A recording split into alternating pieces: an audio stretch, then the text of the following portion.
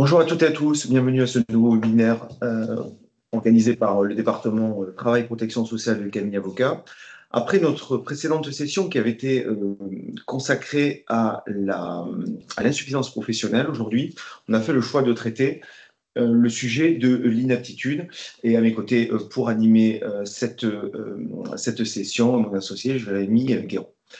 Donc, aujourd'hui, on a fait le choix de vous parler de l'inaptitude parce que le nombre de dossiers d'inaptitude croît de manière exponentielle, parce qu'aujourd'hui, on se situe dans un contexte d'une forme de durcissement des relations au travail, donc avec des demandes de départ négociées auxquelles les entreprises satisfont ou ne satisfont pas selon les cas, selon les prétentions. Et donc aujourd'hui, l'inaptitude devient le rempart. Elle devient le rempart parce que ça permet de forcer la main à un employeur dans le cadre d'un départ. Lorsque vous refusez une rupture conventionnelle qui peut représenter un coût important avec une indemnité de licenciement significative, qui en plus va être grevé du coût supplémentaire de 30% de contribution unique de l'employeur, lorsque l'employeur refuse, eh bien la possibilité pour le salarié, c'est de se mettre dans une logique d'absence, dans une logique d'arrêt de travail qui débouchera au bout d'un certain délai, on y reviendra sur une visite médicale de reprise. Et cette visite médicale de reprise peut être instrumentalisée par certains salariés et conduire à la déclaration d'inaptitude. Et là, vous n'avez pas voulu verser l'indemnité de licenciement, l'équivalent dans le cadre d'une rupture conventionnelle, vous allez vous retrouver contraint et forcé de décaisser une indemnité de licenciement dans le cadre d'une inaptitude et d'une impossibilité de reclassement qui conduit à un licenciement. Donc, on a une explosion du nombre de cas et surtout, généralement, on constate une chose, c'est que très souvent, soit c'est à la suite d'accidents du travail, parfois de circonstances, soit c'est à la suite d'arrêt de travail en raison d'une forme d'insatisfaction et de départ négocié auquel on n'a pas donné suite. Donc, ce focus sur l'inaptitude, c'est notamment l'occasion de revenir sur certains principes, surtout certains écueils, surtout que l'inaptitude aujourd'hui fait l'objet de plus en plus souvent d'arrêts de la Cour de cassation, d'arrêts rendus par les cours d'appel. Et effectivement, c'était l'occasion de faire ce focus. Alors, si on revient sur notre programme de ce matin, on va revenir sur le cadre juridique de l'inaptitude. La constatation de l'inaptitude, qui est un point clé, sachant qu'il y a eu depuis 2017 notamment pas mal d'évolutions sur ce point-là. La question centrale du reclassement, avant d'aboutir sur les étapes qui vont présider à une rupture du contrat de travail et la précéder, c'est le constat de l'impossibilité de reclassement. La procédure de licenciement en elle-même, sachant qu'on ne reviendra pas sur toutes les étapes, mais simplement sur un focus sur certains points clés. Et enfin, traiter la problématique du CDD inapte, parce que ça arrive, même si ça reste rare. Et enfin, le point épineux du salarié protégé. Alors, commençons tout de suite par la question de son cadre juridique. Et d'abord, l'examen précis des avis d'inaptitude, sachant qu'au mois de juillet 2025, les avis vont être modifiés. Il y a un arrêté du mois de mars 2025 qui est venu modifier la figure et les modèles des avis d'inaptitude, des avis d'aptitude, des attestations de suivi et également des propositions d'aménagement de poste. Rappelons qu'une inaptitude ne peut être décidée que par une seule personne. Il y a parfois quelques erreurs sur ce point-là, c'est quand même assez rare, heureusement. C'est le médecin du travail qui a une compétence exclusive. Ce qui veut dire qu'un service de santé au travail qui repose pour certaines visites sur un système avec des infirmiers de service de travail ne pourra jamais déclarer une inaptitude, sauf si c'est le médecin lui-même. Le principe, on est revenu après avoir eu les deux visites, hormis cas particuliers. Aujourd'hui, nous sommes sur un principe d'un seul examen médical. Et cet examen médical doit faire l'objet d'étapes préalables. Et ces étapes préalables, il va falloir faire attention à ce qui est mentionné sur vos avis d'inaptitude. Vous devez avoir une étude de poste. C'est un point central. Vous devez avoir une étude des conditions de travail et surtout un échange avec l'employeur sur la situation du salarié et sur les possibilités ou pas de reclassement. Et ce point-là est très important parce que nous avons des errements. On a un certain nombre de dossiers, dont notamment récents, dans lesquels nous avons eu des études de poste, des études de conditions de travail qui ont été prétendument réalisés, sur des périodes où le salarié n'était même pas en poste. Ce qui veut dire que votre médecin du travail, dans ce genre de situation, a fait reposer son avis d'inaptitude sur sa connaissance théorique ou en tous les cas peut-être obsolète de l'entreprise. Et vous avez cette avis d'inaptitude qui arrive avec ces dates qui ne correspondent pas à grand-chose. Il y en a une sur laquelle il n'y a pas de difficulté généralement, c'est l'échange avec l'employeur, parce qu'il doit avoir échangé avec l'employeur, il doit y avoir cet échange entre l'employeur et le médecin du travail préalablement à la déclaration d'inaptitude. Et là, on se focus bien sur un cas particulier, un salarié dans une situation d'emploi. Mais l'étude de poste et des conditions de travail, on se rend compte qu'on a un certain nombre d'errements sur ce point-là. Alors se pose la question de la contestation des avis, on y reviendra juste après, mais soyez vigilants sur les dates qui sont mentionnées sur ces points. Également, il doit y avoir une fiche d'entreprise. La réforme de la médecine du travail 2019 a systématisé la fiche d'entreprise, a même posé normalement des obligations de mise à jour tous les 5 ans, sauf qu'en réalité, les services de santé au travail n'ont pas du tout pris le pli de cette réforme-là, et donc on se retrouve avec des fiches d'entreprise, parfois datant de 2018, 2019, 2020, qui sont mentionnées sur les avis d'inaptitude. Ce qui est certain, c'est qu'une petite entreprise, une TPE qui n'a pas eu de fiche d'entreprise, il ne peut pas y avoir de déclaration valable d'inaptitude pour un salarié. Et surtout, l'inaptitude, c'est un constat qui est partagé avec l'employeur où on considère qu'il n'y a pas de possibilité d'aménagement de poste, pas d'adaptation ou de transformation du poste occupé. Sinon, on ne serait pas sur un avis d'inaptitude, mais on serait sur une attestation de suivi avec une proposition d'aménagement, le cas échéant. Donc ça, ce sont ces 4 préalables à la déclaration d'inaptitude qui sont particulièrement importants. Il y a également une question qui est centrale que vous allez devoir vous poser dès le début de traitement du dossier d'inaptitude et dès la réception de l'avis d'inaptitude, c'est la question de l'origine.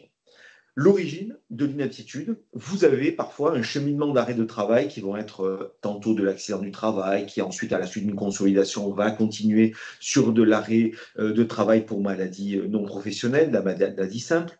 Et à un moment, vous allez avoir la constatation de l'inaptitude. Et se posera la question, lorsque vous avez eu ces événements professionnels qui sont l'AT ou la maladie pro, va se poser la question de savoir quelle est en réalité l'origine de l'inaptitude. Rares sont les médecins du travail qui vont prendre une position, sauf si vous les interrogez effectivement, de savoir quel est le lien entre un accident du travail passé et la déclaration d'inaptitude du salarié que vous avez donc face à vous. Le critère est le suivant, c'est que il y a une cause professionnelle à votre inaptitude si elle est au moins partiellement avec une origine liée à un accident du travail, une maladie professionnelle. Et il y a un deuxième critère qui est central, c'est que l'employeur doit avoir connaissance de ce lien entre l'AT et la maladie professionnelle. Quand est-ce qu'on se place pour pouvoir l'apprécier? C'est à la date du licenciement. Ce point-là est important. Alors se pose la question, est-ce qu'on demande au médecin du travail des éclaircissements? Parfois, vous allez avoir intérêt à ne pas les demander, puisque si vous avez eu des enchaînements d'accidents du travail, puis ensuite de maladies simples, eh bien, vous aurez peut-être tout intérêt à ne pas poser de questions, et dans un premier temps, vous ne régleriez dès lors que les conséquences d'une inaptitude d'origine non professionnelle. Donc, le médecin du travail, moi, on a plutôt tendance à ne pas y recourir pour statuer sur la question de l'origine. Mais en tout cas, si vous avez eu des accidents du travail avec des arrêts de travail discontinus qui conduisent à une inaptitude, il y a fort à parier que votre inaptitude sera bien d'origine professionnelle. De la même manière, si nous avons une maladie professionnelle qui a été reconnue et qui a donné lieu à des arrêts de travail et in fine à une déclaration d'inaptitude, l'origine professionnelle ne posera pas de problème. Des problématiques particulières se posent lorsque l'accident du travail est suivi de périodes de maladie simple avant l'inaptitude ou éventuellement une maladie professionnelle qui est en cours d'instruction au moment où le licenciement va intervenir. Se pose la question de la connaissance de l'employeur. En général, vous êtes dans un processus de questionnaire et d'enquête de la CPM, donc vous avez connaissance, mais nous n'avons pas la reconnaissance en tant que telle. Sachant que la décision de la CPM a un caractère totalement indifférent, puisque c'est le Conseil de prud'homme, lorsqu'il va analyser la demande du salarié, généralement, qui va consister à obtenir le doublement de l'indemnité de licenciement, la légale, ou le paiement du préavis, plutôt, c'est à ce moment-là que le Conseil de prud'homme va examiner le dossier et se poser la question si l'employeur avait connaissance de la situation, de l'origine professionnelle le cas échéant, et est-ce qu'il y a un lien, au moins partiel, avec un accident du travail et une maladie professionnelle. Donc vous avez, comme d'habitude, une indépendance totale des rapports CPM employeur, CPM salarié, et de notre côté, le droit du travail. En revanche, ce que l'on sait, c'est que l'accident du travail survenu chez un autre employeur, vous n'appliquerez jamais le régime de l'origine professionnelle d'inaptitude. De la même manière, lorsqu'il y a un accident de trajet, même s'il est indemnisé par la CPM comme un accident du travail, il n'en demeure pas moins que le régime de l'inaptitude ne trouvera pas non plus à s'appliquer. Alors, le constat de l'inaptitude qui est le point maintenant central, parce qu'effectivement, il y a eu beaucoup d'évolutions sur les étapes de constatation d'une inaptitude. Oui, nous allons nous intéresser désormais à savoir comment peut être reconnue une inaptitude, dans quel cadre, et surtout dans le cadre des examens médicaux qui sont menés donc exclusivement, comme l'a rappelé Fabrice, par le médecin du travail. Avant de s'intéresser à ces différentes visites médicales, un sujet qu'on rencontre de temps en temps, qui est le cas du classement en invalidité du salarié. Alors, il ne faut surtout pas tomber et commettre l'erreur de se dire j'ai un salarié qui vient d'être classé en invalidité, je viens de recevoir une information qui est souvent déclarée par le salarié lui-même, de se dire il a été placé en invalidité, dès lors il est automatiquement inapte et donc je dois soit le faire constater par le médecin du travail, soit même directement en tirer les conséquences et engager une procédure de licenciement. Attention, invalidité ne veut pas dire inaptitude. L'invalidité, on est sur le terrain du droit de la sécurité sociale, donc dans les rapports entre le salarié et la caisse, alors que l'inaptitude, on est sur le terrain du droit du travail, dans les rapports qui intéressent le salarié et l'employeur. Donc, lorsque vous avez un classement en invalidité du salarié, il vous faut quand même le traiter. Alors, il vous faut vous poser la question, et c'est le point central et névralgique, c'est de savoir si vous êtes tenu de devoir organiser la visite médicale de reprise. Si le salarié vous informe de son classement en invalidité de deuxième catégorie et qu'il ne manifeste pas la volonté de ne pas reprendre le travail, vous devez organiser la visite médicale de reprise, quand bien même vous auriez toujours, c'est souvent le cas, un salarié qui vous adresserait des arrêts de travail et donc qui ne se tiendrait pas, qui ne se trouverait pas à ce moment-là en situation de reprise.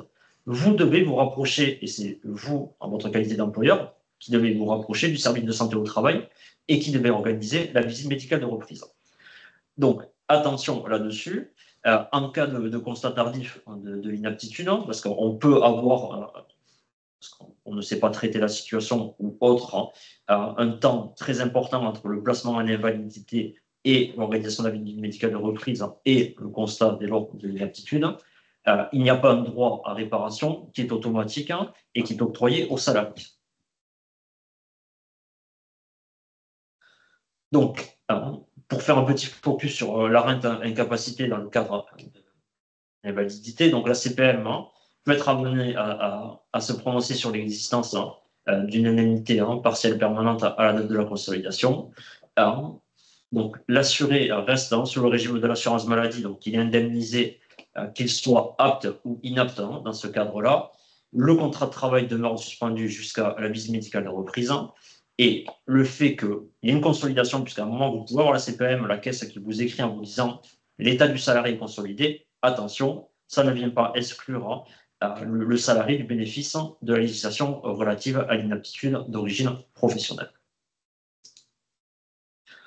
On peut avoir un autre sujet qu'on rencontre dans le cadre de l'examen du salarié et de sa situation médicale, c'est la déclaration d'une reconnaissance en qualité de travailleur handicapé.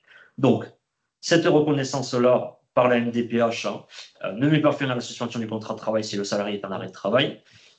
Et l'employeur est tenu d'organiser la visite médicale de reprise lorsqu'il y a l'arrêt de travail qui prend fin. Et il faut surtout que vous fassiez parvenir l'information au médecin du travail du fait que le salarié a été reconnu en qualité de travailleur handicapé, puisque la périodicité, notamment des examens médicaux, n'est pas la même.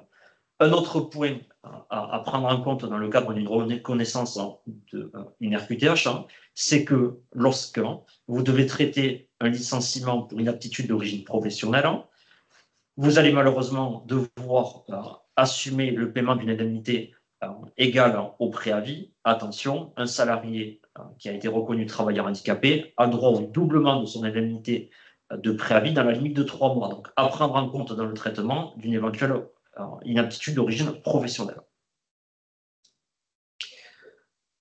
Nous allons maintenant nous intéresser aux différents examens médicaux qui sont pratiqués par le médecin du travail et qui peuvent aboutir à un constat d'inaptitude.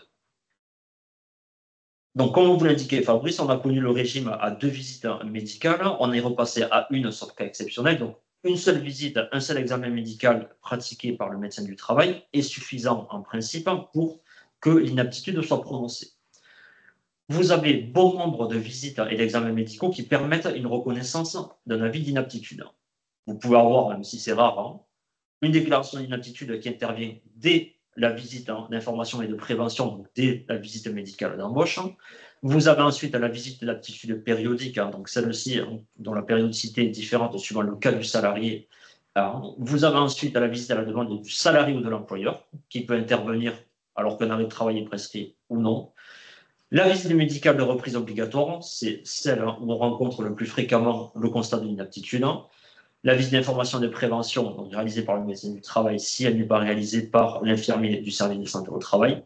La visite post-exposition et la visite de mi-carrière qui a été nouvellement créée, puisque ça fait 2 ans qu'elle a été mise en place.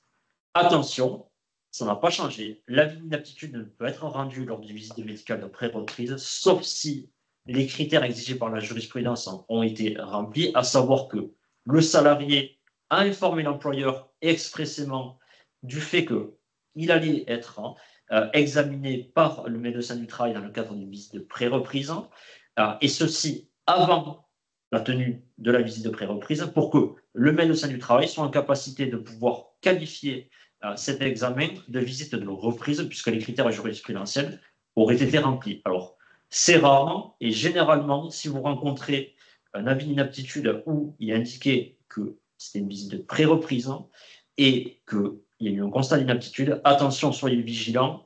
Il peut être opportun de se rapprocher du médecin du travail pour savoir s'il s'agit bien d'une visite médicale de pré-reprise et s'intéresser aux échanges qu'on a eus avec le salarié ou qu'il a pu avoir avec le service des ressources humaines notamment, pour savoir si l'employeur était bien informé de la tenue de cette visite médicale de pré-reprise, parce que, attention, engager une procédure de licenciement ou de recherche de reclassement sur la base d'un avis d'inaptitude qui aurait été rendu dans le cadre d'une visite médicale de pré-reprise, vous pouvez vous exposer à ce que, en fait, le licenciement qui aboutirait au terme de la procédure d'inaptitude soit requalifié en licenciement abusif, puisque l'examen médical à l'origine de l'avis d'inaptitude n'était pas valable et ne permettait pas une reconnaissance d'inaptitude. Donc attention là-dessus, soyez vigilants si vous rencontrez cette situation. On va s'intéresser aux visites médicales qui interviennent pendant l'arrêt de travail. Donc, je viens d'en parler, la visite de pré-reprise. Donc, condition, l'arrêt de travail d'une durée supérieure à 30 jours calendaires et ça permet de pouvoir anticiper le retour du salarié à son poste, qui est à l'initiative de la visite de pré-reprise, le salarié, le médecin traitant, le médecin conseiller de la CPM ou encore le médecin du travail. Vous ne pouvez pas, vous, intimer au salarié ou même prendre rendez-vous directement auprès du service de santé au travail pour organiser une visite médicale de pré-reprise. Le salarié, c'est une faculté qui lui est offerte, mais il n'en a pas l'obligation. Vous avez une obligation par contre. C'est à partir du moment où vous avez 30 jours d'absence, vous devez porter à sa connaissance le fait qu'il peut bénéficier d'une visite médicale de pré-reprise. Et création encore relativement récente, le rendez-vous de liaison. Donc, ce qu'on vous conseille généralement, c'est d'agender, à partir du moment où vous avez un arrêt de travail, de vous mettre un focus à 30 jours pour qu'immédiatement, passé ce délai, vous adressiez au salarié un courrier l'informant de la possibilité qu'il a de bénéficier de la visite médicale de pré-reprise et du rendez-vous de liaison. Il s'en sert, il abuse, c'est son problème et c'est son droit, mais en tout cas, vous aurez rempli votre obligation d'information. Le salarié peut demander à bénéficier d'un examen médical à sa demande, vous ne pouvez pas vous y opposer. Cet examen médical est rémunéré lorsqu'il intervient pendant le temps de travail et le salarié a la faculté de pouvoir s'absenter pour pouvoir bénéficier de cet examen médical. Donc, là encore, si vous avez un salarié qui vous informe du fait qu'il a rendez-vous chez le médecin du travail, attention au discours à tenir puisque vous ne pouvez pas vous y opposer. On n'est pas sur le régime médical de la pré-reprise, puisque nous ne sommes pas en arrêt de travail, nous ne sommes pas sur une absence supérieure à 30 jours. Donc, vous pouvez avoir un examen médical provoqué par le salarié et un constat d'inaptitude valablement rendu par le médecin du travail. Donc là encore, ce n'est pas parce que vous auriez une visite médicale autre que la visite médicale de reprise que pour autant les obligations qui sont prévues pour pouvoir faire constater valablement une inaptitude auraient disparu. Vous devez avoir une étude de poste, une étude des conditions de travail, une accusation de la fiche d'entreprise, comme vous l'a précédemment décrit Fabrice. Attention, je rencontre de plus en plus avec Fabrice un sujet, c'est que nous avons des avis d'inaptitude où le poste indiqué et mentionné dans l'avis d'inaptitude ne correspond pas au poste réellement occupé par le salarié. Et notamment, en fait, on a une discordance entre le poste renseigné sur l'avis d'inaptitude et celui qui figure sur le bulletin de salaire. On pourrait se dire, c'est anodin, si ça figure sur le bulletin de salaire, on sait que ça a été vu avec le salarié, ça a même peut-être été matérialisé dans le cadre d'un avenant, mais n'oublions pas une chose, c'est qu'un salarié est déclaré inapte à un poste en particulier. Donc, si vous avez, je ne sais pas, une inaptitude à un poste de conducteur véhicule léger, mais que finalement le salarié occupe des fonctions de conducteur sur SPL, super poids lourd, vous pourriez avoir un avis d'inaptitude irrégulier dans le sens où le salarié a été déclaré inapte à un poste qu'il n'occupe pas. Donc, si vous avez une discordance entre ce qui est renseigné et la réalité, ne pas hésiter à solliciter le médecin du travail en lui disant « je ne sais pas quelles informations ont été portées à votre connaissance par le salarié ou par les documents que nous vous avons transmis, mais le poste qui est mentionné dans l'avis d'inaptitude ne correspond pas, et généralement, les médecins du travail vous renvoient un avis d'inaptitude corrigé avec la mention correspondant au poste qui a été corrigé. On va faire un focus sur la visite médicale de reprise, puisque c'est celle lors de laquelle généralement les salariés sont déclarés inaptes, et c'est surtout celle qui est enfermée dans un délai et qu'il vous appartient, vous, en votre qualité d'employeur, d'organiser, et ceci de manière impérative. Le déclenchement de la visite médicale de reprise, c'est un examen obligatoire après un congé maternité, une absence pour maladie professionnelle de plus de 30 jours, quelle que soit la durée de l'absence, et on a un régime particulier pour l'accident du travail, puisque la visite médicale de reprise doit être organisée à partir du moment où on a une absence de 30 jours et la durée est portée à 60 jours en cas de maladie simple. Alors, le Code du travail n'est pas précis sur comment doit être appréciée la durée de cette absence. On ne nous dit pas c'est 60 jours consécutifs ou 30 jours consécutifs. Donc, attention, si vous avez un salarié qui est absent pendant un mois, puis qui reprend une semaine, puis qui est à nouveau absent pendant un mois, si on appliquait strictement le délai de 60 jours, on pourrait se dire, mais je n'ai pas 60 jours, j'ai 30 jours, une reprise de 30 jours. Attention là-dessus, puisque le Code du travail n'est pas précis, et on a tendance, nous, à analyser le délai comme étant 60 jours consécutifs ou non, mais dans un laps de temps rapproché. Donc, dans l'exemple que je viens de vous donner, ne pas hésiter à solliciter le médecin du travail pour organiser la visite médicale de reprise. Au pire, il vous dira que les conditions ne sont pas réunies et il prendra la responsabilité de vous l'écrire et de vous dire « j'organise pas la visite médicale de reprise » ou sinon, il tiendra la visite médicale de reprise et vous aurez un examen médical qui aura été rendu et surtout une reprise validée ou une aptitude déclarée par le médecin du travail. L'organisation de la visite médicale de reprise est enfermée dans un délai qui est court parce qu'il est de 8 jours à compter de la reprise du travail, sachant que généralement sur des salariés qui se font prolonger successivement, on n'a pas à chaque fois un visu sur la date effective de reprise. On peut se retrouver avec un arrêt de travail qui court jusqu'au dimanche. Finalement, un salarié qui garde le silence jusqu'au dernier jour, qui nous prévient le lundi ou qui arrive comme une fleur à son poste de travail en disant « je suis en situation de reprise ». Donc là, ça veut dire se rapprocher, voire même, si possible, anticiper la visite médicale de reprise en se disant « ok, j'ai un arrêt de travail qui va jusqu'à telle date, tant pis, je l'annulerai, mais je prends à chaque fois mon examen médical de reprise, je sais que c'est organisé et je sais que c'est organisé dans mon délai de 8 jours, et idéalement, le jour de la reprise. Et si vous recevez un arrêt de travail de prolongation, ben, vous annulerez la visite médicale de reprise qui était programmée. On ne pourra pas vous en faire le grief. Mais attention là-dessus, le délai est très court et c'est un point qui est régulièrement soulevé dans le cadre du contentieux. On peut avoir des services de santé au travail qui sont surchargés ou qui ne sont pas staffés pour pouvoir assurer la visite médicale de reprise dans le délai de 8 jours. Attention, cet argument trouve de moins en moins écho devant les juridictions prud'homales puisque malheureusement, c'est à l'employeur de devoir assumer les conséquences d'une visite médicale de reprise qui n'aurait pas été organisée ou qui n'aurait pas été organisée dans le délai. À charge pour l'employeur condamné dans le cadre d'une instance prud'homale de se retourner contre la médecine du travail pour engager sa responsabilité et se voir dédommagé par rapport aux condamnations financières qui auraient dû être assumées à l'issue d'un jugement. Donc, ne pas hésiter à être proactif, ne pas hésiter à anticiper pour pouvoir à chaque fois avoir une visite médicale de reprise qui se tient dans le délai. Le temps passé à la visite médicale de reprise, comme à tout examen médical, est rémunéré. Et à l'issue de cette visite médicale de reprise, le médecin du travail délivre soit un avis d'inaptitude, soit un avis d'aptitude, soit une attestation de suivi, vous permettant derrière de faire reprendre le salarié. Vous pouvez avoir une attestation de suivi qui est assortie d'aménagement du poste de travail, de la durée du travail ou autre. Attention, sur le principe, ces aménagements s'imposent à vous, soit parce que vous puissiez démontrer de manière totalement objective que ces aménagements ont un impact significatif sur l'activité et ne vous permettent pas de pouvoir concilier et l'activité et ces aménagements, et auquel cas il vous faudra prendre la plume et écrire au médecin du travail sans avoir de garantie que celui-ci va revenir sur les aménagements.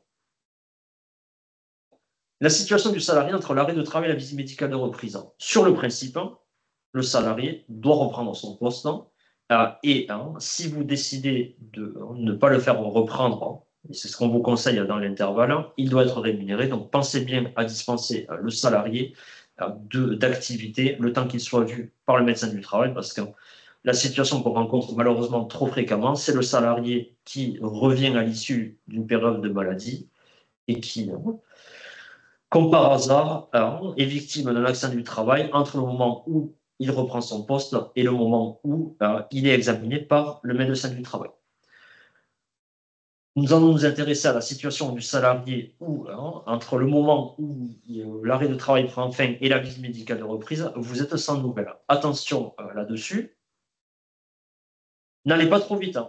Ce n'est pas parce que vous n'avez pas de nouvelles du salarié que vous pouvez vous permettre d'engager spontanément et immédiatement un licenciement. Et généralement, on obtient un licenciement pour faute grave puisque le salarié est en absence injustifiée. Vous devez avoir organisé la visite médicale de reprise. Et vous devez à tout le moins avoir adressé au salarié au moins une mise en demeure. Généralement, on préconise d'en envoyer 2. Et lorsque vous envoyez une mise en demeure où vous demandez au salarié de justifier de son absence et où vous lui demandez de vous rapprocher de l'employeur pour pouvoir notamment organiser la visite médicale de reprise, ce n'est qu'à cette condition que vous pouvez retenir que l'absence est justifiée et fautive. À chaque fois que nous avons eu malheureusement à défendre les intérêts de nos clients devant la juridiction prud'homale, où il y a eu un licenciement pour faute grave et qui a été immédiatement engagé après une période d'arrêt de travail sans mise en demeure, malheureusement, la condamnation a été automatique puisqu'on nous a chaque fois reproché et l'absence de mise en demeure et l'absence d'organisation de la visite médicale de reprise. On vous rappelle que le salarié, à partir du moment où la visite médicale de reprise a été organisée, à partir du moment où il a été informé du fait qu'il était convoqué à cette visite médicale de reprise, le fait de ne pas s'y présenter est une faute. Donc, vous pouvez avoir finalement, si le salarié ne reprend pas son poste, s'il n'honore pas la visite médicale de reprise, 2 griefs fautifs qui pourront motiver un licenciement pour faute de droit. Comme je vous le rappelais, c'est à l'employeur et c'est exclusivement à l'employeur d'organiser la visite médicale de reprise. Le salarié peut demander à ce qu'une visite médicale de pré-reprise soit organisée ou même, ça nous est déjà arrivé, qui demande l'organisation de la visite médicale de reprise. Mais là encore, l'examen médical ne sera valable qu'à partir du moment où vous avez la preuve que vous avez été informé, vous, employeur, du fait que le salarié avait demandé l'organisation d'une visite médicale de reprise ou l'organisation d'une visite médicale de pré-reprise. La convocation, elle peut intervenir par tout moyen. Généralement, c'est le service de santé au travail qui vous adresse une convocation, à charge pour vous de la répercuter aux salariés. Alors, sur le principe, un mail suffit, mais on vous conseille de doubler par un envoi en recommandé pour vous permettre de vous aménager la preuve du fait que la convocation a bien été adressée aux salariés. Vous pouvez avoir, c'est de plus en plus rare, vous pouvez avoir un constat d'inaptitude qui n'intervient qu'à l'issue de 2 visites médicales. Généralement, c'est parce que le médecin du travail a besoin d'un temps supplémentaire pour pouvoir notamment organiser l'étude de poste, réactualiser la fiche entreprise ou même établir la fiche d'entreprise si elle n'a jamais été établie, ou encore pouvoir disposer du temps nécessaire pour pouvoir organiser l'échange avec l'employeur. Ces 2 visites médicales doivent intervenir dans un délai maximum de 15 jours et entre les 2 visites, malheureusement, vous n'êtes pas dispensé du paiement de la rémunération. Alors, si vous êtes dans le dialogue avec le salarié, vous pouvez lui demander de vous faire une demande de congé payé, mais là encore, vous ne pouvez pas imposer la prise de congé payé, puisque, je vous le rappelle, sauf disposition conventionnelle particulière, le délai de prévenance pour pouvoir imposer unilatéralement des congés payés est d'1 mois. Donc, à partir du moment où la deuxième visite médicale de reprise doit intervenir dans les 15 jours, le délai d'1 mois ne peut être respecté. Je vais redonner la parole à Fabrice qui va vous présenter la contestation de la d'inaptitude. Alors, il y a une question entre-temps. Le salarié peut-il être mis en congé entre la date de reprise prévue et la date de la visite effective? Jérémy a répondu entre-temps. Effectivement, on pourrait convenir avec le salarié de la prise de congé, mais ce qui est certain, c'est que le délai de prévenance d'1 mois minimum dans le Code du travail, parfois dans certaines conventions collectives d'une durée supérieure, ne permet pas de faire cette mise en congé. N'hésitez pas à poser les questions dans la conversation. Marie-Sophie a commencé à le faire. Alors, la contestation de l'avis d'inaptitude ou la contestation plus généralement des avis du médecin du travail. Alors, c'est une question qu'on a souvent. Premier cas de figure, nous avons le salarié qui a demandé la rupture conventionnelle, qui est parti pendant 60 jours en arrêt de travail, comme par hasard 60 jours, et qui va avoir une visite médicale de reprise au cours de laquelle il sera déclaré inapte. Dans ce cas de figure, les employeurs nous posent la question, nous disent « mais j'ai envie de contester l'avis ». Alors, contester l'avis, nous sommes aujourd'hui à maintenant bientôt 4 ans après la réforme sur ce point-là, et se pose toujours la question de dire on y va ou on n'y va pas. Très souvent, nous n'y allons pas pour les raisons suivantes. D'abord, on a un délai très court. À partir du moment où vous avez reçu un avis du médecin du travail, on reviendra après sur la notion d'avis, vous avez un délai de 15 jours. 15 jours, c'est court pour pouvoir prendre une décision de qu'est-ce qu'on va faire vis-à-vis de cet avis que l'on a pu recevoir. 15 jours, la saisine se passe selon la procédure accélérée au fond, qui ressemble à une forme de référé. On est convoqué sous environ 1 mois en fonction des conseils de prud'homme. Et on a un débat devant le conseil de prud'homme de dire, eh bien, on conteste l'avis d'aptitude parfois, parce qu'on voulait qu'il soit inapte. Ou alors, on a un salarié qui est déclaré inapte et qui voulait rester apte. On a eu cette situation dans certains dossiers, mais en général, c'est l'employeur qui est à la manœuvre. Alors, qu'est-ce qu'on peut contester devant le conseil de prud'homme? On conteste les avis du médecin du travail. On conteste ses propositions.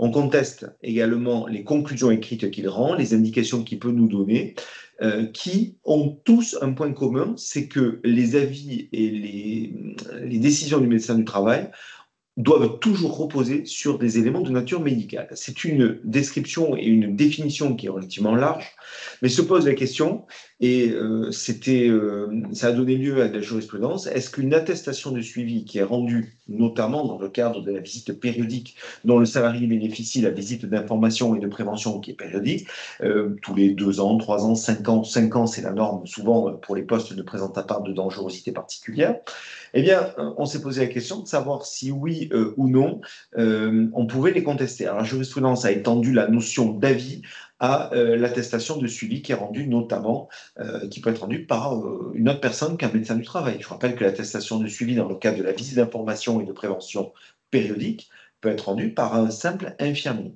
Donc, on l'a étendu. La décision du conseil de prud'homme va se substituer à l'avis du médecin du travail et il a la possibilité pour cela, le conseil de prud'homme, de recourir à une mesure d'instruction, qui est une mesure d'expertise médicale, où vous allez avoir le médecin inspecteur du travail. À un moment, il n'y en avait que 13 en France, il doit y en avoir un peu plus aujourd'hui. 13 en France pour pouvoir absorber tout le contentieux des contestations, des avis du médecin du travail. Ce qui veut dire que les délais sont particulièrement longs. On a des délais en général d'instruction de ces dossiers entre 4 et 6 mois. Ce qui veut dire que vous allez avoir par exemple le cas typique de l'avis d'inaptitude. Notre avis d'inaptitude, on le sait, pendant les 30 premiers jours suivant la déclaration d'inaptitude, vous allez avoir une suspension du paiement du salaire. Sauf qu'au terme du délai de 30 jours, d'un mois, vous allez vous retrouver avec l'obligation de reprise du paiement de salaire.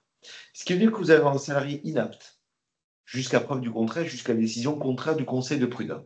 Vous allez avoir les mesures d'instruction, vous allez avoir l'expertise, vous allez avoir l'expertise dans l'entreprise, l'expertise sur les conditions de travail, pour pouvoir savoir si, in fine, notre salarié doit être déclaré inapte ou pas. Que se passe-t-il? Pendant tout ce temps-là, l'employeur paie le salarié. Ça veut dire qu'il est payé à la maison à rien faire, puisqu'il ne peut pas reprendre son poste s'il a été déclaré inapte en première intention par le médecin du travail, et on attendra une décision. Les conseils de prud'homme sont quand même relativement frileux sur ces situations-là. Ils ont rarement tendance à trancher les dossiers sans avoir l'avis d'un médecin expert, c'est-à-dire le médecin inspecteur du travail. Là où à l'époque, avant la dernière réforme de 2019, on avait la possibilité de recourir à tout médecin expert inscrit sur la liste de la cour d'appel. C'était beaucoup plus simple, il y en avait beaucoup plus. Sauf que là, maintenant, on a restreint le champ des possibles. On a considéré qu'un médecin expert qui est spécialiste, c'est le médecin inspecteur du travail, sauf qu'en réalité, il y en a tellement peu que les procédures prennent trop de temps. Donc, frilosité des conseils de prud'homme. Difficulté pour un médecin inspecteur du travail à venir dédire un médecin du travail. Ça veut dire, et en plus, paiement du salaire pendant toute la période, en général, nous n'avons pas recours à cette procédure-là. On y aura recours, je crois que statistiquement au cabinet, on y a recours dans des cas très particuliers. Je me souviens d'un dossier où on avait un salarié qui se rendait coupable de détournement et il s'est absenté de son poste et in fine on est arrivé à un moment à une visite médicale de reprise qui a donné lieu à une déclaration d'inaptitude qui avait été contestée. Effectivement, ça n'a pas très bien fonctionné. Heureusement, le salarié est démissionné. Deuxième cas de figure, on a un salarié qui avait été déclaré apte parce que le médecin du travail n'avait pas cédé au chantage et n'avait pas cédé à une forme de pression exercée de la part du salarié. Nous avions un dossier plutôt intéressant puisque le médecin du travail avait pris la plume pour expliquer pourquoi est-ce qu'il n'avait pas déclaré le salarié inapte. Et face à la pression des pièces, notamment de nature médicale, produites par le salarié, le Conseil de prud'homme a considéré qu'il s'agissait bien d'un avis d'inaptitude qui aurait dû être rendu. Donc les cas sont très rares en raison notamment du coût et de la longueur des procédures. Donc en général, on ne recommande pas de passer à cette phase-là. Donc nous allons aborder la phase du reclassement, donc, qui s'impose à l'employeur à partir du moment où vous avez un avis d'inaptitude et où vous n'avez pas de dispense, donc un des deux cas de dispense qui aurait été coché par le médecin du travail, vous avez l'obligation de rechercher un remplacement. Donc, les dispenses, il en existe deux. Vous avez à chaque fois une phrase bien précise, alors qui va figurer, puisqu'on a déjà rencontré des erreurs de médecin du travail qui soit cocher la case correspondant, donc soit la dispense légale numéro 1, tout maintien du salarié dans un emploi serait gravement préjudiciable à sa santé, soit du cas numéro 2, l'état de santé du salarié fait obstacle à tout reclassement dans son emploi. On a déjà rencontré des avis où vous aviez la coche qui était bien remplie par le médecin du travail, mais qui reprenait la plume, on ne se l'explique pas, pour préciser la dispense dans le cas de la inaptitude et où vous retrouviez potentiellement avec l'état de santé du salarié fait obstacle à tout reclassement dans l'entreprise.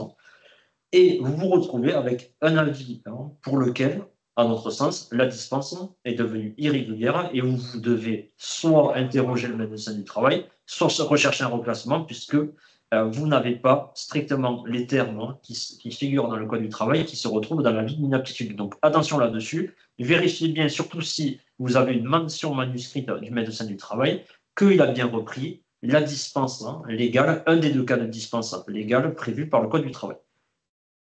Vous avez un autre cas d'exonération, alors qu'on rencontre assez rarement, c'est le cas de l'apprenti déclaré inapte. À partir du moment où vous avez un salarié, un apprenti déclaré inapte, vous devez mettre en œuvre la procédure de licenciement, la procédure de rupture anticipée du contrat d'apprentissage pour inaptitude, et vous n'avez pas à rechercher de reclassement dans ce cadre-là. En dehors de ces trois cas, vous avez une obligation de recherche de reclassement et vous devez, attention, quand bien même vous auriez d'ores et déjà identifié des postes ou autres, veillez bien à avoir des échanges à propos de la recherche de reclassement avec le médecin du travail. Donc, même si c'est un courrier assez lapidaire en lui disant nous avons bien pris en compte votre avis d'inaptitude, nous avons bien pris en compte vos recommandations et indications relatives au reclassement. Si vous avez déjà identifié des postes, vous pouvez interroger le médecin du travail à propos de ces postes disponibles pour qu'il puisse se prononcer, même si généralement il ne le fait que dans le cadre d'un nouvel examen, mais qu'il puisse se prononcer sur la compatibilité ou non du poste disponible avec l'état de santé du salarié. Mais n'hésitez pas à écrire d'emblée, dès le lendemain de la d'inaptitude, pour lui dire, écoutez, peut-être que vous avez encore d'autres précisions, d'autres recommandations à porter à notre connaissance dans le cadre de la recherche de remplacement, mais en tout cas, vous devez avoir des conclusions du médecin du travail et donc un échange écrit avec celui-ci. Quel est le périmètre de l'obligation de reclassement?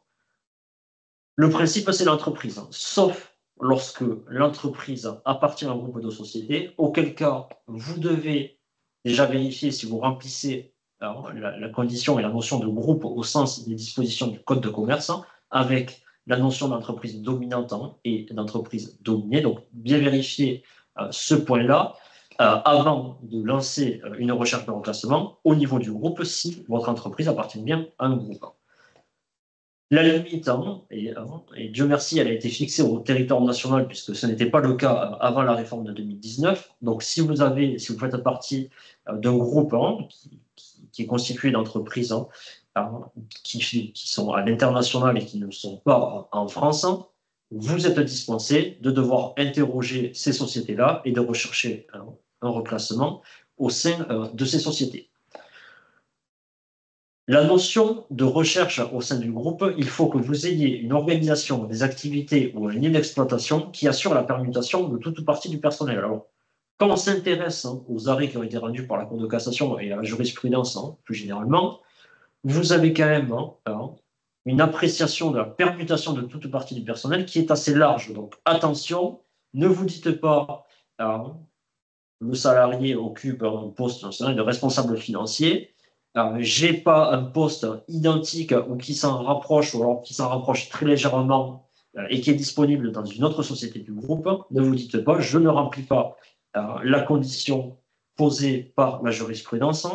À mon sens, elle est entendue extrêmement large, donc il vaut mieux relever que le poste est disponible, interroger le médecin du travail sur le fait que ce poste soit bien compatible avec l'état de santé du salarié et ensuite le proposer au salarié, quitte à ce que le salarié vous dise non ou que vous puissiez derrière mais analyser le fait que finalement il n'a pas les aptitudes et les compétences pour pouvoir occuper ce poste. Donc attention, c'est attendu largement.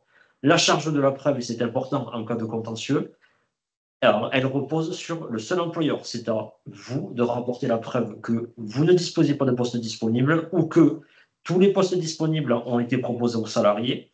Et la pièce maîtresse, et c'est celle qui est demandée à chaque fois dans le cadre de contentieux, c'est le registre du personnel. Alors, soit de l'entreprise, si la recherche de reclassement devait être effectuée au sein de l'entreprise, mais vous pouvez avoir une juridiction prud'homale qui mettre à votre charge de communiquer l'intégralité des registres du personnel de toutes les sociétés du groupe. Et là, c'est très simple. On prend la date de déclaration de l'inaptitude, on prend la date du licenciement et on regarde au sein de chacune des sociétés s'il y a eu des embauches. Si oui, quelles ont été ces embauches et est-ce que ces postes-là auraient pu être proposés aux salariés?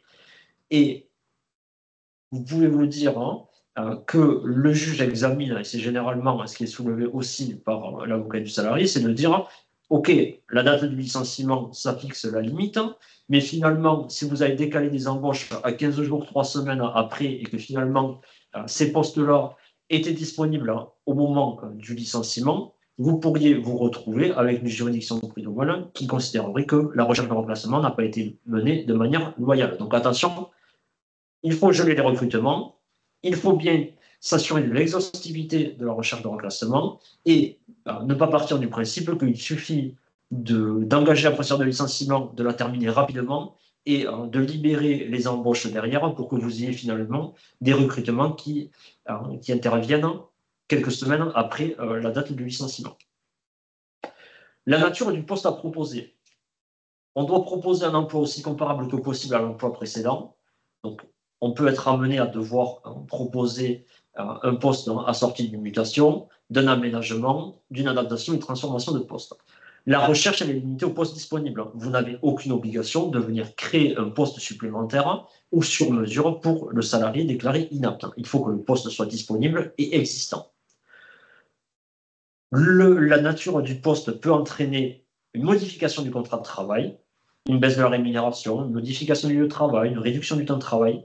Et il ne faut pas partir du principe que, par exemple, si le salarié était rémunéré 15 € brut de l'heure et que vous avez un poste qui a été bâti et qui a un impératif financier à 12 € brut de l'heure, que le salarié ne va pas l'accepter et que donc vous pouvez faire l'économie du fait que vous devez le proposer. Non, vous devez absolument le proposer. Vous devez par contre informer le salarié précisément sur les conditions du poste, à savoir que la rémunération sera dans un tel cas de 12 € brut, que la durée du travail pourra être modifiée. Vous devez apporter tous ces éléments-là, comme si vous bâtissiez une offre de recrutement, mais même encore plus précise, puisque ce n'est pas salaire à définir, ce n'est pas une tranche. Vous devez apporter avec précision à la connaissance du salarié la rémunération qui sera la sienne dans le cadre de ce reclassement. Vous pouvez prévoir une période probatoire. Alors, elle est quand même relativement déconseillée parce que se passe-t-il? On affecte le salarié à ce nouveau poste de reclassement avec une période probatoire de 3 mois, disons. Finalement, le salarié met fin à la période probatoire ou vous mettez fin à la période probatoire. On revient sur finalement une inaptitude qui a été prononcée. On revient sur une procédure, donc un nouveau reclassement à rechercher si les postes disponibles sont existants. On doit aussi prendre en compte le fait qu'on va devoir, en cas de contestation, si c'est une période probatoire qui a pris fin à notre initiative, on va devoir justifier de la motivation du terme de cette période probatoire. Donc attention là-dessus, c'est possible, mais déconseillé. On n'a aucune obligation d'assurer une formation initiale du salarié. Si par contre le salarié peut occuper ce poste disponible avec une formation, par exemple de terrain, de quelques semaines ou quelques mois, ça doit être proposé aux salariés et vous allez avoir une juridiction prud'homale qui va vérifier que le salarié ne pouvait pas être formé assez rapidement à ce poste. Vous avez l'obligation de proposer les postes précaires. Ça peut être un CDD, ça peut être un CDD même d'usage de quelques heures, quelques jours. Vous avez l'obligation de le proposer aux salariés. Et enfin, pour pouvoir notamment limiter le champ géographique, vous pouvez tenir compte des desiderata du salarié en l'interrogeant à propos des postes que vous avez identifiés. Vous pouvez aussi l'interroger sur le fait de savoir s'il est mobile, sur quelle distance. Et à partir du moment où vous avez un salarié qui vous a dit « moi je suis mobile mais dans une limite géographique de 50 km », on ne pourra pas vous reprocher de ne pas avoir proposé des postes qui seraient disponibles, qui seraient adaptés, qui répondraient aux aménagements qui ont été prévus et aux indications prévues par le médecin du travail, mais qui se situeraient par exemple à 200 km du lieu de travail habituel du salarié. Donc, n'hésitez pas à interroger le salarié. Après, c'est toujours pareil, c'est que le fait d'interroger le salarié, vous avez l'obligation de lui laisser un délai pour pouvoir répondre à cette interrogation. Donc, nécessairement, ça vient décaler le début ou la poursuite de la procédure de reclassement. Vous avez l'obligation, dès lors que vous êtes doté d'un CSE, de consulter ce CSE, sauf lorsque vous êtes face à un avis d'inaptitude qui comporte une dispense. Mais quand bien même vous auriez mené une recherche de reclassement, vous n'auriez identifié aucun poste disponible. Donc c'est-à-dire que vous n'avez rien à proposer dans un premier temps au médecin du travail et ensuite au salarié si le médecin du travail a validé ces postes. Vous devez interroger votre CSE. Vous ne pouvez pas d'emblée notifier au salarié l'impossibilité de procéder au reclassement en lui disant on a identifié aucun poste disponible, on vous convoque un entretien préalable. Vous devez convoquer votre CSE, le consulter, donc le matérialiser dans le cas d'un PV, ou tout simplement vous rappellerez au CSE que vous faites face à un avis d'inaptitude qui n'était pas sorti d'une dispense, que vous avez mené une recherche de remplacement, qu'aucun poste disponible n'a pu être identifié, et donc que vous portez à la connaissance du CSE cette information. Donc attention, même dans ce cas-là, vous devez consulter le CSE. Si vous avez identifié un poste ou des postes disponibles, attention, avant de le proposer aux salariés, vous avez l'obligation de consulter le CSE. La sanction, elle est sévère, puisque tout simplement, si vous ne respectez pas ces différentes étapes, vous avez un licenciement qui sera jugé d'emblée comme étant dépourvu d'une cause réelle et sérieuse. Donc, bien respecter les étapes, bien consulter le CSE, sauf cas de dispense de recherche de reclassement.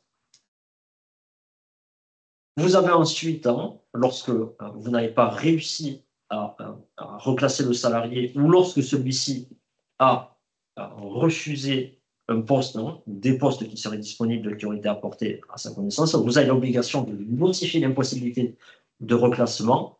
Alors, la jurisprudence n'impose pas à l'employeur, dans le cadre d'un avis d'inaptitude assorti d'une dispense de recherche de reclassement, de notifier l'impossibilité de procéder au reclassement. Nous, en tout cas, notre politique au cabinet, c'est de continuer à adresser au salarié un courrier où on lui rappelle tout simplement qu'il a été déclaré inapte, que figurer dans cet avis d'inaptitude un des deux cas de dispense, en reprenant ce cas de dispense et en lui disant que dès lors, nous étions dispensés de recherche de reclassement et que, de facto, nous sommes conduits à devoir envisager son licenciement puisque nous sommes dispensés de rechercher un reclassement. Donc, nous continuons de prendre la plume, on vous le conseille, car même si la jurisprudence s'est prononcée pour l'heure, rien n'exclut un revirement dans les temps qui arrivent.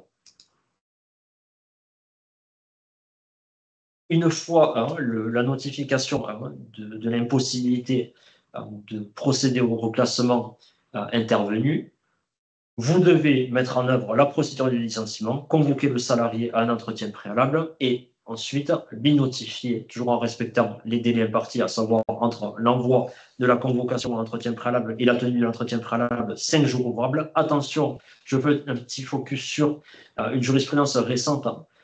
Si vous connaissez des dysfonctionnements du fait des services postaux, c'est malheureusement l'employeur qui essuie les plâtres. C'est à vous de devoir vous assurer qu'il y a bien eu 5 jours ouvrables entre la date de première présentation de la convocation entretien préalable et la date de l'entretien préalable. Donc, prenez un peu de marge, vérifiez bien sur le site en ligne de la Poste que vous avez bien eu vos 5 jours ouvrables et que cette obligation a été respectée. Et une fois l'entretien intervenu, on vous rappelle que vous devez respecter à minima un délai de 2 jours ouvrables avant de notifier le licenciement.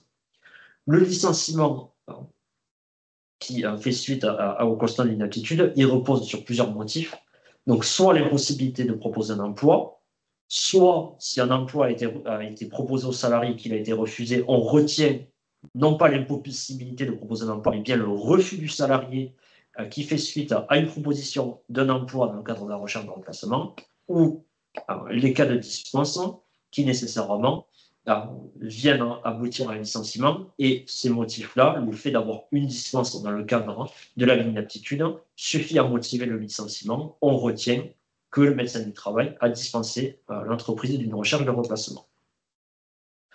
Le refus de reclassement, à partir du moment où vous avez proposé au moins un poste aux salariés, qui répondait bien entendu aux indications du médecin du travail. À partir du moment où vous avez proposé un poste et qu'il a été refusé, là, la jurisprudence considère que votre obligation de reclassement est réputée satisfaite. Alors, vous avez quand même une présomption qui est prévue par la loi texte et par la jurisprudence. À partir du moment où vous avez proposé 4 postes à un salarié, mais que vous ne fournissez pas le registre du personnel ni l'organigramme du groupe, attention, la présomption n'est pas renversée et la charge de la preuve repose encore sur l'employeur. Un petit focus, mais je pense que vous les connaissez par cœur, sur les indemnités de rupture qui font suite à un licenciement pour inaptitude. Soit l'inaptitude est d'origine non professionnelle et vous devez simplement verser une indemnité de licenciement à partir du moment où le salarié remplit la condition d'ancienneté de 8 mois. Pas de préavis, pas d'indemnité de compensatrice de préavis à verser. Contrairement à l'inaptitude professionnelle, où là, vous devez verser l'indemnité spéciale de licenciement, qui est l'indemnité de licenciement doublée, et un préavis, donc une indemnité équivalente au préavis, qui supporte les cotisations et contributions sociales, mais qui n'est pas exécutée. Donc, vous avez un salarié qui sort des effectifs à la date de notification du licenciement, mais pour autant, vous lui rémunérez le préavis. Donc, je vous rappelle qu'une inaptitude d'origine professionnelle a de lourdes conséquences, surtout sur les anciennetés qui sont relativement conséquentes. Donc, ne pas hésiter à contester une déclaration d'accident du travail ou une déclaration de maladie professionnelle en se gardant en tête que peut-être que sur le moment, ça n'a pas d'incidence, parce que par exemple, on a une tarification qui est uniforme et que le fait d'avoir une déclaration d'accident du travail avec une reconnaissance d'accident du travail ou de maladie professionnelle n'impacterait pas notre tarification. Attention, ça c'est l'étape 1, mais l'étape 2, qui peut être décalée de plusieurs mois, ça peut être une inaptitude d'origine professionnelle avec des conséquences financières à assumer. Le refus abusif d'un poste de reclassement prive le salarié de ses indemnités qui sont inhérentes à l'inaptitude d'origine non professionnelle ou professionnelle. Donc, à partir du moment où vous avez proposé un poste qui remplissait les indications et les préconisations mises à votre charge par le médecin du travail, vous pouvez priver le salarié de ses indemnités. Et malheureusement, en cas d'inaptitude qui serait imputable à un manquement de l'employeur, donc ça serait tranché par la juridiction prud'homale, les conséquences financières, là encore, votre et qui nécessairement n'est pas exécuté puisqu'on se situe avant que le salarié ne figure plus dans les effectifs de la société. Alors, juste avant de passer au cas particulier du CDD, il y a un point sur lequel on est passé un peu vite et qui est très, très important. C'est pour un groupe. Tout simplement, on va prendre le groupe le plus simple, qui est une société d'exploitation et une société de détention au-dessus avec une ou deux personnes. Et vous avez un cas de distance de recherche de reclassement sur la société d'exploitation. Se pose une question aujourd'hui de savoir si l'obligation de reclassement, eh bien, il y en a ou il n'y en a pas. Actuellement, lorsque l'on interroge les médecins du travail pour savoir s'ils étendent la distance de recherche de reclassement au niveau de toutes les sociétés d'un groupe, alors quand c'est un groupe régional ou dans la même ville avec deux sociétés qui sont au même endroit et on a la chance d'avoir le même médecin du travail, il va nous répondre. Et le médecin du travail va nous dire si oui ou non il est. En général, il va étendre la distance. Mais lorsque nous sommes sur un groupe beaucoup plus important, réparti sur tout le terrain, vous allez avoir des difficultés importantes avec les services de santé au travail pour savoir si oui ou non la distance couvre l'intégralité du groupe. Alors, généralement, la première démarche qu'il faut absolument, c'est d'écrire au médecin du travail et indiquer très clairement est-ce que votre dispense de recherche de reclassement que vous avez décidé couvre toutes les sociétés du groupe. En général, on donne des informations, on donne des implantations, on donne des activités, la typologie des postes qu'on peut avoir dans l'entreprise. Alors ça fonctionne pour les petites entreprises. Lorsqu'on est sur des grands groupes, c'est compliqué à faire cette demande-là. Et on a des médecins du travail qui vont vous répondre en vous disant mais j'ai coché un cas de dispense, ou alors ne vont pas répondre. À notre sens, et la politique que nous avons actuellement, parce que les arrêts de cour de cassation que les médecins du travail visent de manière un peu hasardeuse avec l'appui d'un service juridique, les arrêts ne tranchent absolument pas cette question. Ils font état d'un certain nombre de décisions de la Cour de cassation qu'on appelle, mais c'est faux. Aujourd'hui, la question n'est toujours pas tranchée de manière ferme et définitive. Donc pour nous, étape 1, on écrit au médecin du travail, on lui dit voilà la consistance du groupe, étendez-vous. S'il ne répond pas, ou s'il vous répond en général de manière assez péremptoire en disant jurisprudence à trancher, ce qui est faux, vous maintenez la recherche de rotation au groupe et vous proposez tous les postes. Et au préalable, vous dites, vous avez décidé un cas de dispense, toutefois, nous rechercher dans le groupe une solution de reclassement, de nouveaux conclusions. Et effectivement, vous allez avoir un peu un bras de fer à le médecin du travail, mais vous n'avez pas le choix. Aujourd'hui, il y a trop d'incertitudes dans la jurisprudence sur ce point-là. Donc, à notre sens, on maintient. Le cas particulier du CDD, elle pose beaucoup de questions. L'inaptitude du salarié en CDD, alors en général, le CDD d'une semaine, on n'a pas trop de risques. Mais parfois, on peut avoir des CDD particuliers avec des motifs particuliers qui s'étendent sur plusieurs mois, même qui pourraient atteindre les 18 mois. Certains cas particuliers de CDD. Alors, l'inaptitude est bien un cas de rupture anticipée du CDD. Il n'y a pas de difficulté, c'est prévu par le Code du travail. La recherche de reclassement, elle existe, que ce soit pour une aptitude d'origine professionnelle ou non professionnelle. À rechercher une solution de remplacement au salarié inapte, alors qu'il a été embauché dans le cadre d'un CDD. La procédure elle est particulière, il n'y a pas d'entretien préalable dans ce cas-là. Il y a une reprise du paiement de salaire au terme du délai d'un mois, ça ne pose pas de problème. Également, bénéficie non pas là pour le coup des indemnités de précarité, bénéficie de l'indemnité de licenciement, c'est prévu de la légale, le cas échéant, en cas d'origine. Le reclassement du salarié inapte pose beaucoup de problèmes. Qu'est-ce qui se passe lorsque le terme du CDD tombe pendant la période de reclassement? Effectivement, si c'est moins d'un mois, c'est-à-dire l'obligation de reprise du paiement de salaire, effectivement, le terme du CDD va arriver et c'est terminé. En revanche, si on a dépassé le délai d'un mois et que ça intervient pendant le deuxième mois suivant à l'inaptitude, vous allez reprendre le paiement du salaire et on aura le terme du CDD qui va arriver. En revanche, se pose une vraie question, c'est de savoir est-ce que j'ai une obligation de proposer un poste en CDI disponible à un salarié en CDD. Et là, on a des intermoments de la jurisprudence. On n'est pas très précis. Certains, c'est que c'est un poste disponible. Pour un salarié en CDI, le fait qu'il y ait un poste disponible, c'est une solution de reclassement, même si le poste est précaire.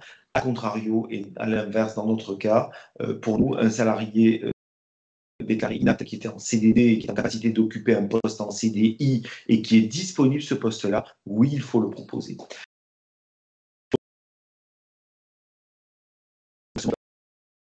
Proposer de régler pas l'aspect sanitaire, mais vraiment le reclassement qui va nous faire parfois un salarié en CDD où on savait qu'on avait un terme à la fin du mois ou le mois suivant, on était content de le voir partir. Et peut-être qu'il ne sera pas tant parti que ça lorsqu'il y a un poste en CDI qui devient vacant et disponible. Donc là-dessus, il y a une vraie difficulté. Et dernier point de notre présentation rapidement, c'est le cas des salariés protégés. Le salarié protégé, vous le savez, nous allons devoir demander une autorisation de licenciement auprès de l'inspecteur du travail. Et attention au contexte, notamment psychosocial, qui va venir entourer une déclaration d'inaptitude. Des relations un peu conflictuelles sur le terrain des relations collectives de travail, une situation potentiellement d'harcèlement, une situation de de la relation de travail avec les supérieurs hiérarchiques, ce sont des points de vigilance tout particuliers pour un salarié protégé. Parce que ce contexte-là peut aboutir à ce qu'un inspecteur du travail vous refuse l'autorisation de licenciement.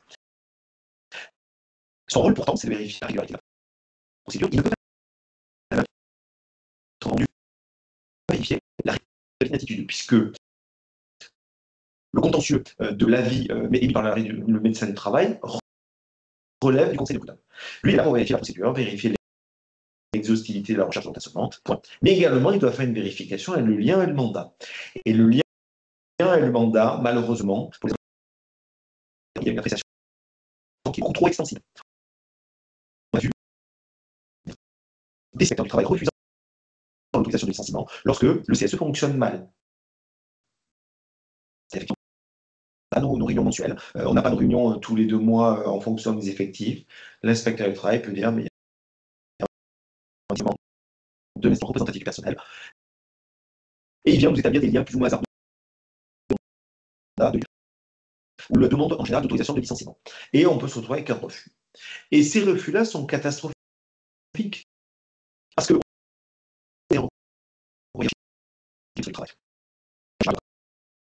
on aura beau exercer un recours dans le tribunal administratif, 2 à 3 ans de procès, 2 ans de procédure en général.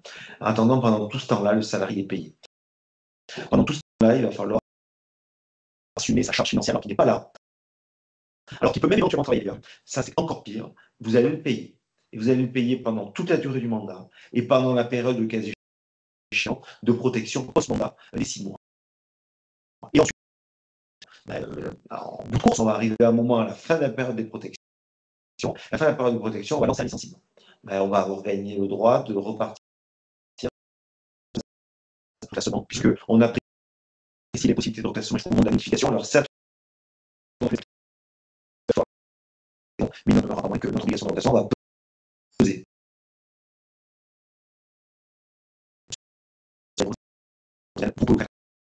Au moment où vous allez demander l'autorisation de licenciement, et les inspecteurs du travail n'ont aucun problème à avoir, même dans une TPE ou une petite PME, des salariés protégés qui vont coûter des charges sociales qui sont inférentes, surtout la période de protection plus la période de post-mandat, et ceci, vous le mettre à votre charge, et in fine, vous avoir refusé une autorisation de licenciement. Ce serait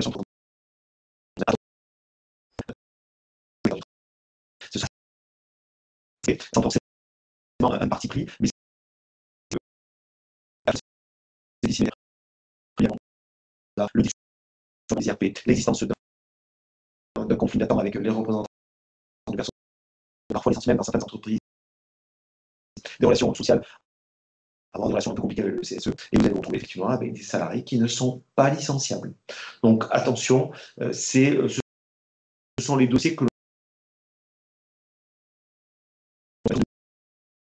si c'est pour des motifs disciplinaires, c'est relativement facile, puisque pour le coup, on n'a pas l'autorisation.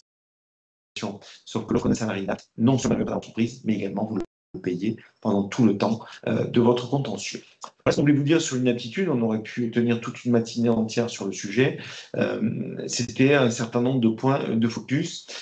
Si vous avez des questions, c'est le moment de les poser dans la fenêtre de conversation. Pour moi, il y en a d'autres.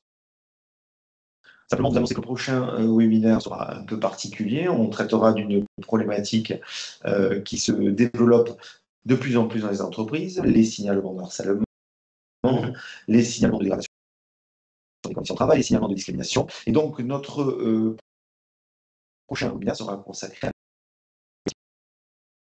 il y a beaucoup d'actualités autour de cette problématique-là, enfin de cette thématique plutôt, avec notamment un défenseur des droits qui est venu nous donner un certain nombre d'indications de la manière dont on doit conduire et dont on doit garantir le déroulement. Donc ça sera notre prochain webinaire, sachant qu'il ne concerne pas les grandes entreprises. L'enquête doit être mise en œuvre dès lors qu'il y a un signalement, quelle que soit la taille de l'entreprise. Donc ce sera notre prochain webinaire. Je ne vois pas de questions, hormis celles qui étaient... écoutez, il va vous remercier pour votre participation sur cette thématique-là. Et rendez-vous le mois prochain sur question. Ah, pardon. Le salarié peut-il être en arrêt maladie ou en congé pendant le premier mois de la procédure? Alors, il peut très bien se faire prescrire à nouveau un arrêt de travail dès le lendemain de la visite médicale où il a été déclaré inapte. Alors, vous n'avez pas à assurer le maintien de salaire, vous n'avez juste... le salarié ne perçoit que les IGSS. Si vous êtes dans le cadre de la subrogation, il faudra lui reverser les IGSS, mais vous n'avez pas de maintien de salaire à faire dans ce cadre-là.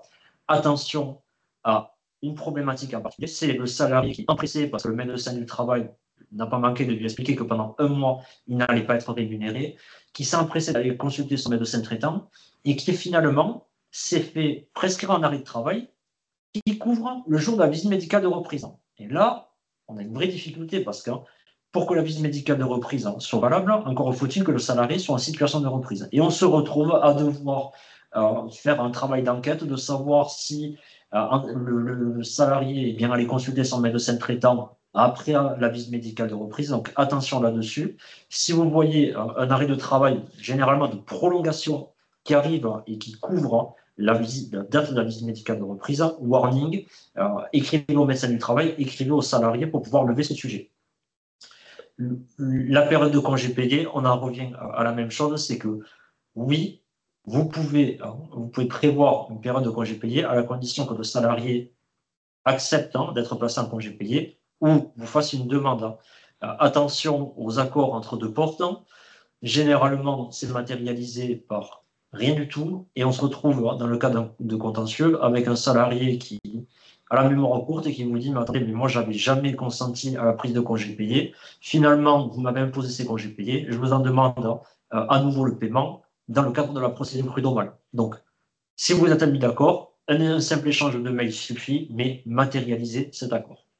Et un point, si par cas, vous vous retrouvez avec un avis qui est rendu alors que le salarié était couvert par une prolongation, dans ce cas-là, la qualification n'est pas de visite de reprise, mais le cas échéant de visite à la demande.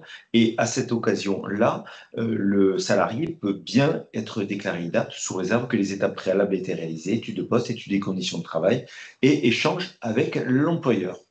Il y a une question pour savoir si le support sera adressé. Oui, il le sera à l'ensemble des participants à l'issue, juste après la fin, par notre service. Il n'y a pas d'autres questions, mais écoutez-vous. Reste à vous remercier de votre participation et au mois prochain sur l'enquête État.